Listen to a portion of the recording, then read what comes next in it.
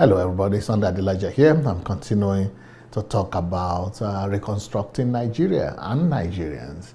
And because I'm concerned about the development of our continent and of our country. And for that to happen, we need to understand the importance and blessings of work for national development. So today I'm going to be talking about the blessings of work to a nation.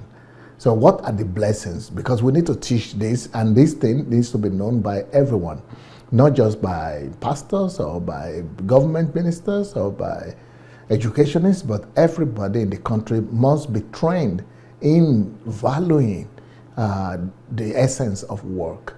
And the importance of work must be taught from kindergarten to university level. Everybody in the country must be educated about the benefits of the right attitude to work. If we don't do that, we will continue to be a nation of people who are laid back or lazy, and we will never be a productive and manufacturing people. And then that means we will be the slaves of other nations. But for us to really arise as a nation, we must train our people, our countrymen, to be able to value hard work, as the means to survival in the world, as the only way to make progress in life. Now, one of the things that we have to teach people is that work is not just for money. But one of the reasons why people have the wrong attitude to work is because they think that they only work for money.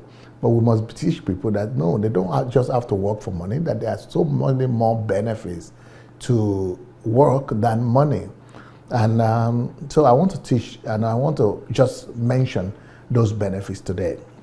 Number one, the benefit of work is that through work you unearthing, you unleash, you reveal, you unveil the hidden potential in yourself. So work is for your betterment. Work makes you better. Work makes you to discover who you are. Work makes you to uncover the hidden blessings and wealth that God has already put inside of you. That's number one. Number two, through work, we also can unveil and unearthing the wealth that is in the earth.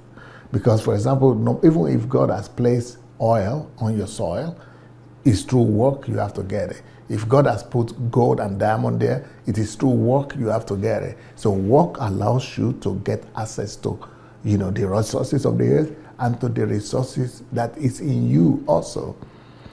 Number three, work is given to us by God as an instrument to multiply what we already have. All of you might have, maybe you have $1 now. Through work, you could make it $100. And through work, you could make it $1,000. Work is a means of multiplying whatever we have in our hands. Now, next point, work is a means by which God supernaturally provides for us. Work is God's means of providing for our needs, to meet the needs of ourselves, to meet the needs of our family members, and to meet the needs of others around us. When we work, we get access to means and resources that we could use to meet the need of people. We produce goods when we work, and we can use that good as an exchange for other things that we may need. So work is God's way to provide for us, and for a man to be able to provide for his neighbors and his family. Next point, God gave us work because it is only through work that we could resolve our national issues. We have problems in the country, like in Nigeria, we have so many problems, and it's only through hard work that these problems could be resolved. Work helps us to be able to resolve our issues and our problems. Next point, work gives us access. It gives us opportunity. It gives us access to opportunities. Through work, we get access. We get opportunities. Next point, the Bible tells us to be fruitful.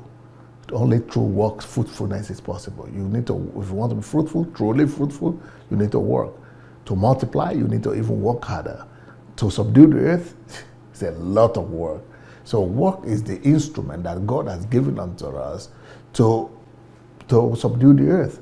And all of us, all human beings, we have the same instrument. God has given us equal opportunity, equal blessing. So that this blessing is called work.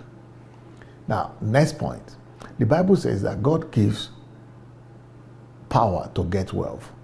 You see that God doesn't give wealth, but He gives you the power to get wealth, so that through that energy that you have, power that you have, intellect that you have, you could go out and work with it. If you don't work with your hands or with your intellect or with your mind, you will not be able to get the wealth. Wealth is possible only for people who work. Next point. Through work, we serve, minister, and become God's stewards on the earth. So through work, we represent God on the earth. Next point. Through work, we fulfill our calling and our purposes. Next point. Through work, we realize who we are. We don't just discover the potential in us, but we actualize those potentials. We actualize who we are. We realize we actualize our potentials. So a lot of things we could talk about work. So we should teach people that even if they don't have a job, they should still go and work. We should teach people that work is more important, like this book that I've written. Work is more important than vacation, and labor is more important than favor. We should teach them that no, work is the master key. It's actually not prayer that is the master key, it is work. Teach people to work, and to work hard, diligently, and you will see our nation transform. That's what I will share with you today. If you want to know more about this, get this book. It will teach you, and you will get to know a lot about the advantages and superiority of work. Thank you so much for your time. For the love of God, church, and nation. Peace.